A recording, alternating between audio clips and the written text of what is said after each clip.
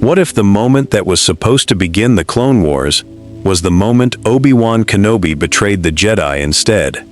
What if Count Dooku did not just tempt Obi-Wan in that Geonosis prison, but actually convinced him? And what if one decision, made in chains beneath a droid factory, shattered Anakin Skywalker, split the Jedi Order, and exposed Darth Sidious years before the Empire could ever rise? Because in this timeline, Obi-Wan does not reject Dooku's warning. He listens. And the second he does, the entire galaxy changes. Deep beneath the Geonosian arena, in a stone prison lit by a single shaft of harsh desert light, Obi-Wan Kenobi hangs in chains and listens to Count Dooku speak words he was never supposed to believe. The Republic is under the control of a Dark Lord of the Sith. In the original timeline, Obi-Wan dismisses the claim as manipulation, a trap, a desperate attempt by a fallen Jedi to pull him into darkness. But here, something is different. Maybe it is the calm in Dooku's voice. Maybe it is the way he says Sidious's name with disgust instead of devotion. Or maybe it is because Obi-Wan has already seen too many things that do not make sense. A hidden clone army. A dead Jedi Master connected to secrets no one can explain. A Senate drowning in corruption while the Jedi pretend order still exists. So instead of rejecting Dooku, Obi-Wan asks one dangerous question. Who is Sidious? Dooku studies him for a long moment, and for the first time, the conversation changes. He tells Obi-Wan that the coming war is not a natural conflict. It has been designed, fed, guided. Every crisis, every assassination attempt, every panic in the Senate has been leading the Republic toward one goal: the creation of a galaxy so frightened that it will beg for control. Obi-Wan wants to call it madness, but then Dooku says the name Sifo-Dyas, and suddenly, Obi-Wan feels the ground vanish under him. Above them, the Battle of Geonosis is seconds away. Anakin, Padme, and the Jedi are moving toward the arena. Clones are already inbound. The Republic is about to discover an army that no one on the Council truly understands. And Dooku gives Obi-Wan a choice. Return to the Jedi now, say nothing, and let the war begin exactly as someone planned it. Or disappear with him, see the truth for himself, and risk becoming a traitor in the eyes of everyone he has ever loved. For Obi-Wan Kenobi, this is not a temptation of power. It is a test of trust. And after one long, terrible silence, Obi-Wan makes the choice that changes the galaxy. He goes with Dooku, not as an apprentice, not as an ally, as a witness. When the Jedi storm the arena and the gunships descend through smoke and fire, Obi-Wan Kenobi is gone. Anakin Skywalker survives the battle expecting to find his master among the wounded. Instead, he finds reports. A pair of figures were seen leaving the lower prisons through an old service passage.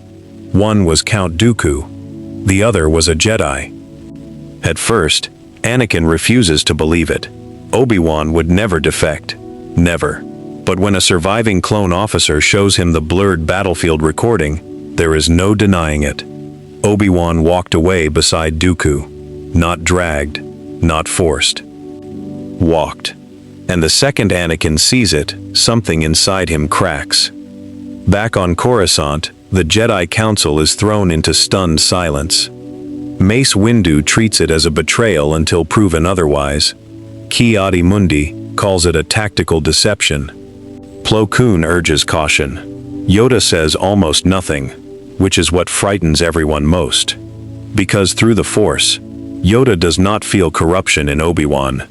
He feels distance and uncertainty. That is worse. While the Council debates, Palpatine receives the Geonosis reports in his office and reads them twice. The war has begun exactly as planned, but Obi-Wan's disappearance was not part of that plan, and Palpatine understands something dangerous at once. If Dooku is talking too much, Obi-Wan is the last Jedi he can afford to lose.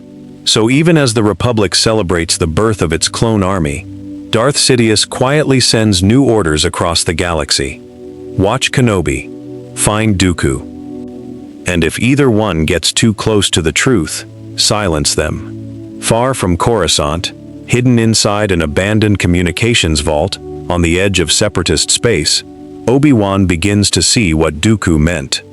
Dooku does not ask for loyalty. He asks for patience. He shows Obi-Wan fragments of erased archive records, buried financial routes, private political transfers, and references to military contracts that should never have existed. None of it proves everything, but together, it proves enough. The clone army was not a miracle. It was arranged. The war was not an accident. It was fed. And somewhere in the center of the Republic, someone powerful has spent years building a crisis large enough to break the galaxy in half. Obi-Wan hates that Dooku was right. He hates it even more because Dooku is not innocent. The Count admits his own guilt. He has worked with dark powers. He has fueled the Separatist cause. He has chosen methods Obi-Wan can barely tolerate. But Dooku swears that Sidious intends to destroy both the Republic and the Jedi, and that even the Confederacy itself is only a tool. For the first time in his life, Obi-Wan is standing beside a man he knows is dangerous, while realizing the greater monster is still hidden. And that is when the worst part begins. He cannot go home. Not yet. Because if he returns too soon with half-proven claims, and Dooku at the center of them, the Council will lock the truth away as enemy manipulation. So Obi-Wan stays hidden, and Anakin takes it personally. Weeks turn into months. The Clone Wars spread system by system, but this version of the war feels wrong from the very beginning. Obi-Wan is missing. The Council is divided. Anakin is furious. And with every battle he fights, he grows more convinced that his master chose Dooku over him. That wound changes him. Without Obi-Wan beside him, Anakin becomes more aggressive in the field. He wins brilliant victories, but his temper grows shorter, his judgment harsher. He throws himself into battle because battle is simpler than doubt. Padme sees it before anyone else. Where the Council sees a strong young Jedi, Padme sees grief disguised as anger. She tries to calm him. She tries to argue that something about Obi-Wan's disappearance does not fit, but Anakin cannot hear it, not yet. As far as he is concerned, Obi-Wan made his choice. And one day, if the war demands it, Anakin will face him. Meanwhile, Dooku brings Obi-Wan into the political underbelly of the Separatist movement and forces him to see an ugly truth. Not everyone in the Confederacy is evil. Many worlds joined because the Republic truly failed them. Corrupt trade blocs exploited them. Senate committees ignored them. Corporate influence strangled them. Entire populations were pushed so far that secession felt like survival. Obi-Wan had always seen Dooku's movement as dangerous. Now he sees that danger built on real suffering. That realization does not make Dooku noble. It makes the war even more tragic. Because both sides are filled with victims, and both are being pushed toward slaughter by hands neither fully sees. Over time, Obi-Wan and Dooku begin sending quiet information to people they believe might listen. Bail Organa, Padme Amidala, a handful of honest investigators. Nothing too large, nothing too obvious, just enough to plant doubt in the official story. And on Coruscant, Padme begins to notice patterns that terrify her. Military budgets appear before crises do. Senators profit from panic. Emergency powers arrive too conveniently. The war feels less like chaos and more like choreography. Then comes the first major fracture. A Republic task force is ambushed near Atrakan after false intelligence lures them into a dead sector. Thousands die, including Jedi commanders the Council trusted. The official explanation blames Separatist spies, but Obi-Wan knows the data trail. The false coordinates did not come from Separatist space. They came from inside Republic channels. Padme receives the proof first. She stares at the transmission for a long time, understanding exactly what it means. Someone inside the government is extending the war on purpose, and if she goes public too early, the evidence vanishes and she dies with it. So she does the hardest thing she has ever done. She lies to Anakin, not because she wants to deceive him, but because if he knows too soon, his anger will make him reckless. And when Anakin discovers that Padme is hiding something connected to Obi-Wan, his trust begins to crack all over again. Now it is not just betrayal from his master. It feels like betrayal from everyone. Palpatine senses the pressure building and changes strategy. If Obi-Wan cannot be erased quietly, then he must be turned into the villain publicly. Across the HoloNet, carefully timed leaks begin spreading through military channels. Rumors say Obi-Wan was seduced by Dooku's ideology. Others claim he supplied Republic battle plans. A few even suggest he always resented the Jedi Council and chose this war to break away. The galaxy begins to build a story around his absence. And stories are more powerful than facts, especially in wartime. Soon entire systems know Obi-Wan Kenobi as the Jedi who defected. Clones curse his name in barracks. Citizens spit when hearing it in crowded markets. Even within the Order, younger knights begin speaking about him with anger instead of grief. That is exactly what Sidious wants. If truth ever surfaces, it will surface through a man no one trusts. Then Anakin finally finds him. It happens on Brental, during a covert exchange between separatist defectors and agents connected to Bail Organa. Republic forces move in. Droids arrive from the other side. Blaster fire consumes the shipping district. And in the middle of the smoke, Anakin sees a blue blade ignite. For 1 second, everything else disappears. He charges straight through the battle, deflecting bolts, cutting down droids, forcing troopers back with sheer momentum, until at last he stands face to face with Obi-Wan Kenobi, beneath the shattered skeleton of a cargo crane. Neither one speaks at first. Anakin looks older, harder. Obi-Wan looks exhausted in a way he has never seen before. Then Anakin says, the only thing he has wanted to say for months. You chose him. Obi-Wan answers quietly. No, I chose the truth. That is the worst possible response. Anakin's blade crashes into Obi-Wan's, and their duel begins with all the fury of a relationship being torn in half. This is not teacher versus student, not yet. This is abandonment against explanation, faith against doubt, love poisoned by silence. Obi-Wan does not try to win. He tries to survive long enough to speak. He tells Anakin that the war is being manipulated. He tells him Dooku is not the final enemy. He tells him to watch the Senate, watch the funding, watch Palpatine's fear every time power is about to slip. And for just 1 second, Anakin hesitates.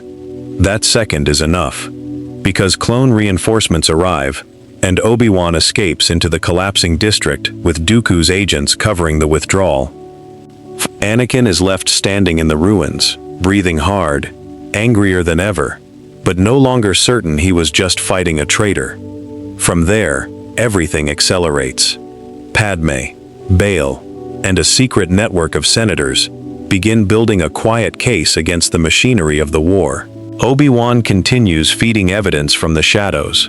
Dooku, sensing the walls closing in, becomes bolder and more unstable.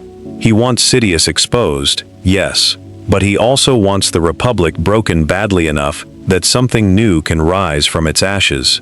That is when Obi-Wan realizes the full truth. Dooku was never trying to save the old galaxy. He was trying to inherit the new one. It is a devastating moment, because it means Obi-Wan did not attach himself to a misunderstood reformer. He attached himself to a second predator.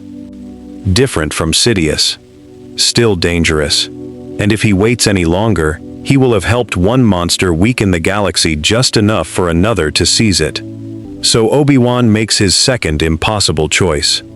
He turns on Dooku too. The break comes during a high-level meeting above Sereno. where Dooku gathers industrial allies, banking loyalists, and separatist hardliners to prepare for a phase of the war that will no longer be controlled by Sidious. Obi-Wan confronts him in private before the summit begins. He tells Dooku the truth. You were right about Sidious, and wrong about what should replace him. Dooku does not deny it. In fact, he almost sounds disappointed rather than angry.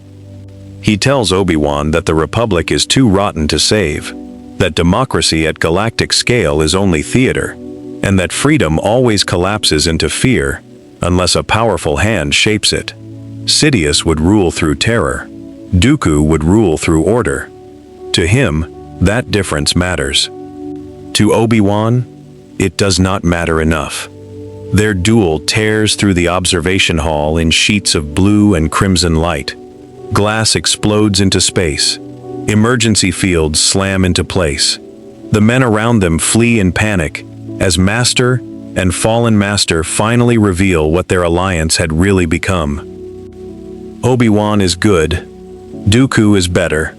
But Obi-Wan is no longer fighting alone. Because this time, when Dooku presses him back toward the broken edge of the hall, another blade snaps to life behind him. Anakin Skywalker. He came because Padme finally showed him the evidence, all of it. And when he saw the truth, he came not as a hunter, but as the last person in the galaxy who still might save Obi-Wan from dying for it. For one suspended heartbeat, Master and apprentice stand together again.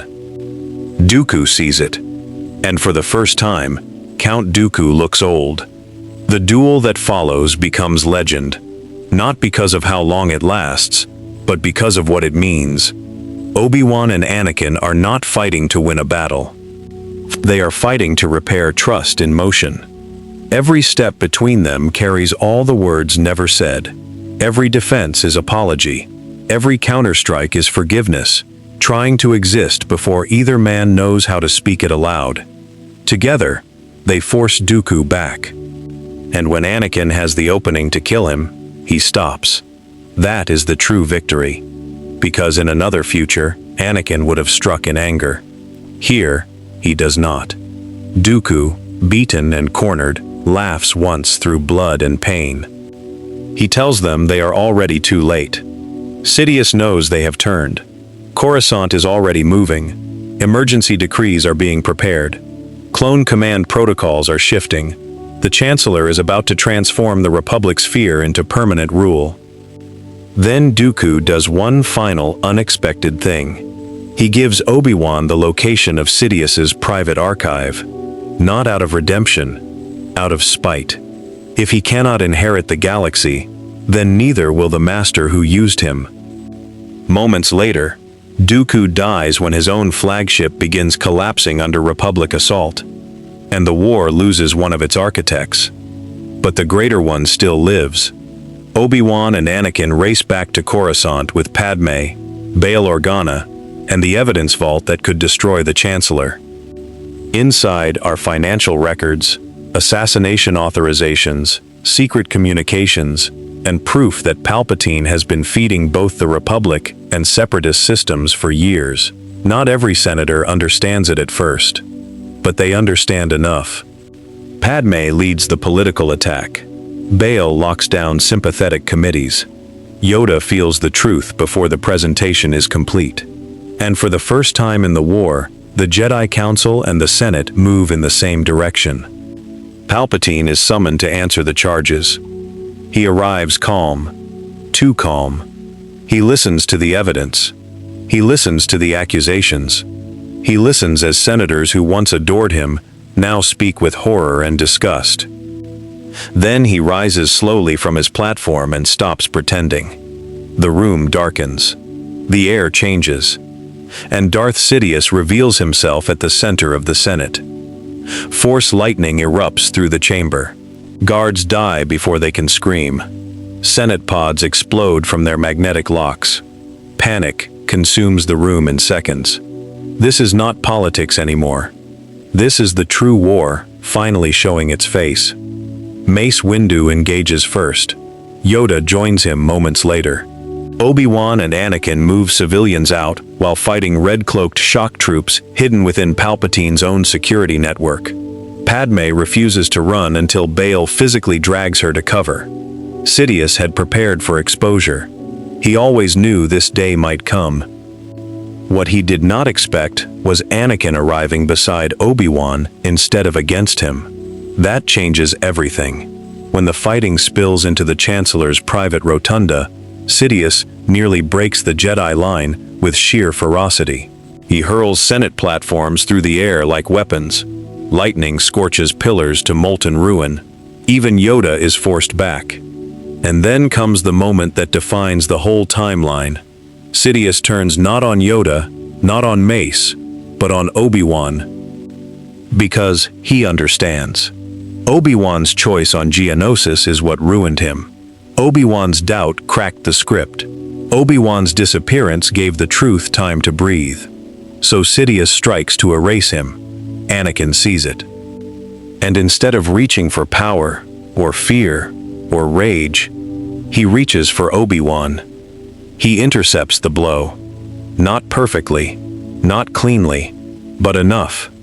Enough to keep his master alive. Enough to prove that trust survived. Enough to end the future Sidious wanted. With Sidious momentarily exposed, Mace and Yoda pin him from both sides. Obi-Wan regains his footing. Anakin attacks with him. 4 Jedi, once divided by war and doubt, now move as one against the shadow that built the conflict. This time, the Sith Lord does not escape. He falls inside the institution he corrupted. And when he does, the silence afterward feels almost unreal. No cheering, no victory cry. Just the sound of a broken chamber, and a galaxy realizing how close it came to losing everything. The Republic survives, but not unchanged. The Senate cannot pretend innocence. Too many senators enabled the crisis. Too many systems were sacrificed to fear. Emergency powers are torn apart in a storm of reform. Regional authority is strengthened. Corporate blocs lose their war privileges. Military control